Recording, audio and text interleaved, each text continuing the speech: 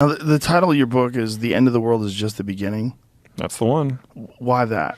We are dealing with the end of the world that we know. Russia is more of a symptom of this than a cause.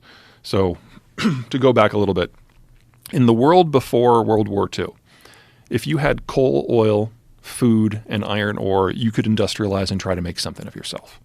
But if you failed to have one of those, you were probably a colony. At the end of the war, the Americans abolished the imperial system and patrolled the global oceans for everyone. And as a result, now you only needed one of those four, and you could trade for the others. And so for the first time in human history, we were all on the same path, from different starting points and going at different speeds, but we were all industrializing and we were all urbanizing. The problem, well, let's start with the opportunity. When you urbanize, you move from the farm and into town to take an industrial job. When you live on the farm, you have a lot of kids because they're free labor. You move into the city, you have a lot fewer kids because kids are no longer free. They're really expensive and noisy and annoying and dirty pieces of furniture. And you have fewer of them. And so your population starts to shift. It used to be that you have loads of children, a few young adults, fewer retirees. It's kind of a pyramid. But as you urbanize, your pyramid opens up into a column because you have fewer kids, but everyone's living longer. And as long as your population is a column, economic growth is spectacular because you don't have to spend a lot of money on your kids. You're not old enough that you have a lot of retirees, but you got a lot of people in their 20s and 30s to build things and buy things, and then a lot of people in their 40s and 50s to do the investing. And the rich world was a population column from 1945 to 1992. And with the end of the Cold War, the developing world became a column in 1992 until now. The problem is that this is all temporary because birth rate keeps dropping, people keep living older, and your column eventually inverts into an open pyramid, upside down. And now you no longer have children, you no longer have a replacement generation at all. And there aren't enough people in their 20s and 30s to buy everything. And there aren't enough people in their 40s and 50s to pay for the retirees. So this decade was always going to be the decade that most of the advanced world moves into mass retirement and the economic model collapses. And next decade was always going to be the decade that happened to the developing world. And we find out recently that the Chinese have jumped the ship, and this is their last decade too. So all of the globalized connections and consumptions that create the world we know, we are at the end of it.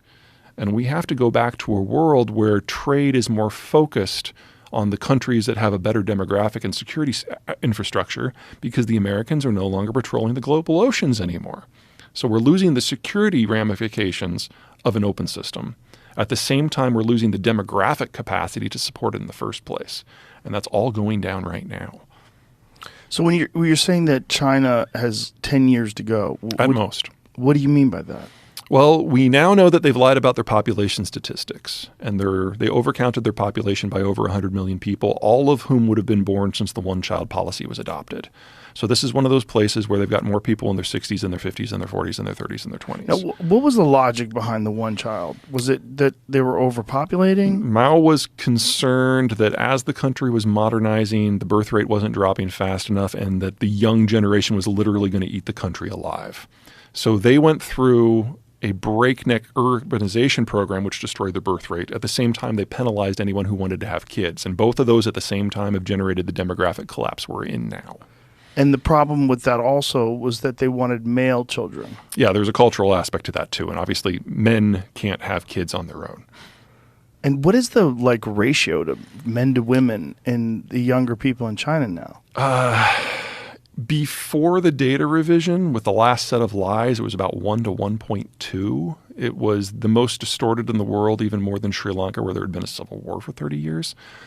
Since then, we don't have good sex-by-sex data, but it's undoubtedly worse. And so what are the other problems that they're encountering that leads you to believe that they only have 10 years left? Well, without young people, we've seen their labor costs increase by a factor of 14 since the year 2000. So Mexican labor is now 1/3 the cost of Chinese labor. Their educational system focuses on memorization over skills. So despite $1 trillion of investment in a bottomless supply of intellectual property theft. They really haven't advanced technologically in the last 15 years.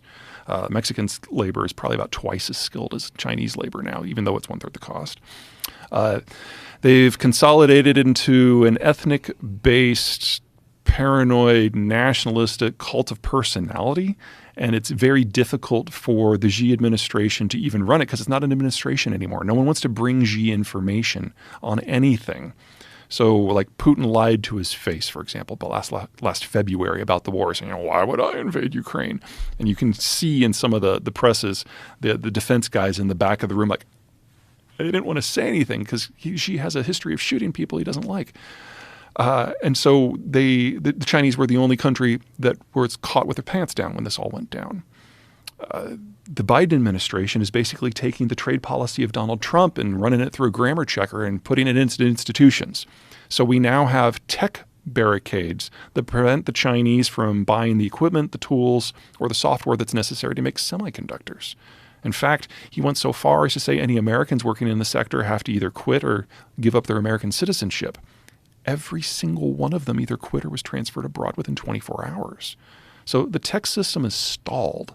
They don't have the young people to go consumption-led. They're completely dependent on the U.S. Navy to access international trade. They are the most vulnerable country in the world right now. And based on how things go with Russia, we're looking at a significant amount of raw materials falling off the map, specifically food and energy. And the Chinese are the world's largest importer of both of those things. So there's no version of this where China comes through looking good. And the challenge for the rest of us is to figure out how do we, in as smooth and quick as a process as possible, figure out how we can get along without them. Because they are going away. And they're going away this decade for certain.